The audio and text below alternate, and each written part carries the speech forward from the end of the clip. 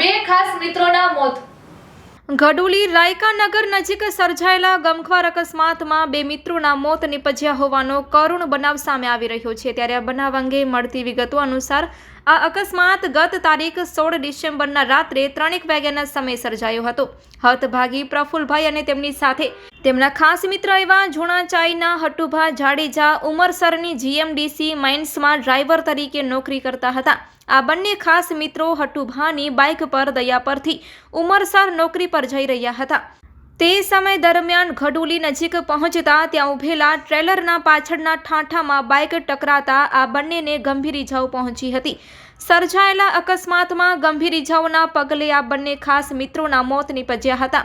પવનચક્કીનો સરસામાન ભરી બેદરકારીપૂર્વક રોડ પર પાર્ક કરી રાત્રિના સમયે કોઈ ચેતવણીના સરસામાન આ ટ્રેલરની આસપાસ ન ગોઠવનાર ટ્રેલરના ચાલક તથા આઇનોક્સ વિન કંપનીના જવાબદાર વ્યક્તિ વિરુદ્ધ પોલીસ મથકે ફરિયાદ નોંધાવવા સહિતની કામગીરી હાથ ધરવામાં આવી હોવાનું સૂત્રો જણાવી રહ્યા છે।